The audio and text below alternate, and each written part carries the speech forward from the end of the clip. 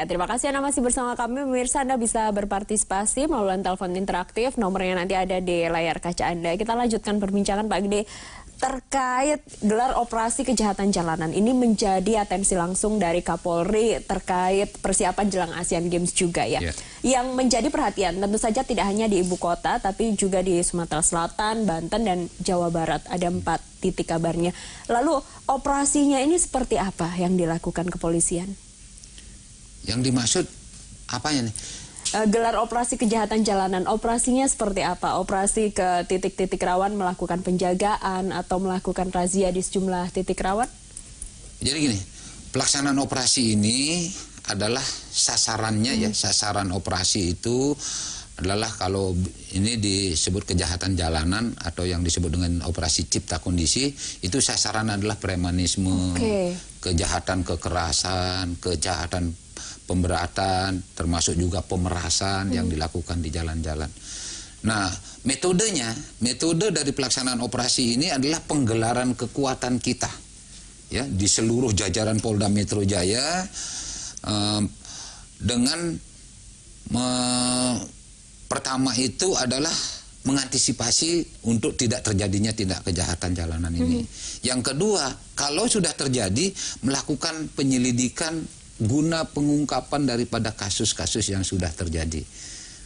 Penekanannya memang adalah pada pengungkapan kasus-kasus ini yang terjadi di wilayah hukum Polda Metro Jaya. Penggelaran kekuatannya itu kurang lebih 1.500 orang di seluruh jajaran Polda Metro Jaya yang tadi saya sampaikan, dibentuk 16 tim, 3 di Polda dan 13 di kewilayahan Polres. Baik, ini terminal, stasiun, dan pelabuhan adalah titik-titik yang menjadi perhatian untuk melakukan operasi ini. Artinya kalau kita melihat kemarin dari kejadian di Tangerang dan di Cempaka Putih, ini bukan di terminal, bukan di stasiun, bukan di pelabuhan, tapi di jalanan umum. Apakah dari kasus yang sudah terjadi ini kemudian dijadikan perhatian khusus untuk melakukan perhatian juga di titik-titik tersebut? Ya, jadi 3 hari pelaksanaan ini, ya memang sasaran awal dari perencanaan operasi ini memang ditetapkan di beberapa tempat yang dianggap rawan, dinilai oleh kita, oleh Polri. Kemudian dengan adanya berbagai kejadian di kewilayahan di jajaran Polda Metro Jaya, ini akan dilakukan analisa dan evaluasi terhadap kejadian itu. Sehingga nanti setiap 1 minggu sekali pelaksanaan operasi ini akan dilakukan analisa dan evaluasi pelaksanaan operasi. Oh, kalau dalam 1 minggu kemarin ini kejadiannya lebih banyak terjadi di mana? Apakah di pemukiman, apakah itu di jalan raya, apakah itu di pusat-pusat keramaian. Nah, kalau ini terjadi seperti kemarin di Cempaka Putih dan di Tangerang Kota ini, itu kan di jalan itu, di jalan. Otomatis nanti dalam minggu berikutnya atau sesaat setelah kejadian itu, dari analisa dan evaluasi, penggelaran kekuatan pelaksanaan operasi ini akan digeser. Akan digeser sesuai dengan kebutuhan daripada di mana kerawanan itu dianggap lebih tinggi kerawanannya untuk penggelaran kekuatan.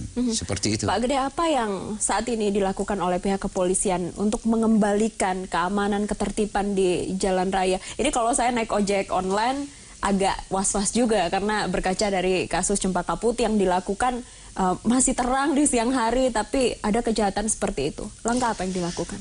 Ya, pertama dihimbau kepada masyarakat ya untuk menjaga diri sendiri, itu yang pertama.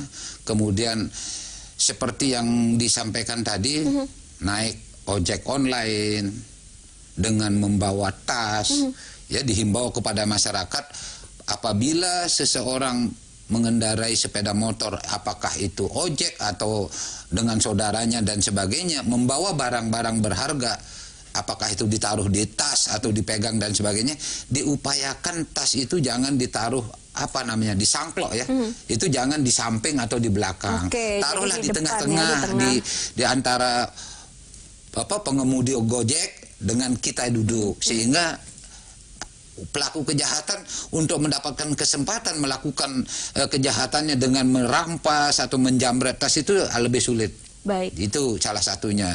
Kemudian yang kedua juga, masyarakat juga jangan juga membawa sesuatu atau menggunakan sesuatu ini yang memancing atau berlebihan sehingga memancing para pelaku kejahatan, seperti menggunakan barang-barang emas-emasan, gelang, kalung dan sebagainya yang menyolong, atau menggunakan handphone atau menggunakan handphone di jalan raya. Sehingga itu kan memancing, ya, yang tadinya niatnya para pelaku ini sudah ada, kemudian kesempatannya ada sehingga terjadilah kejahatan itu. Baik, terima kasih Pak Gede himbauannya, dan kita tentu saja menunggu pengungkapan kasus yang menghebohkan publik, dan semoga ini menjadi perhatian untuk masyarakat agar tidak takut lagi. Terima kasih, selamat sore. Selamat sore. Pemirsa, petugas pemadam kebakaran akhirnya berhasil menjinakkan api yang membakar gudang penyimpanan bahan kimia. Informasinya usai jeda.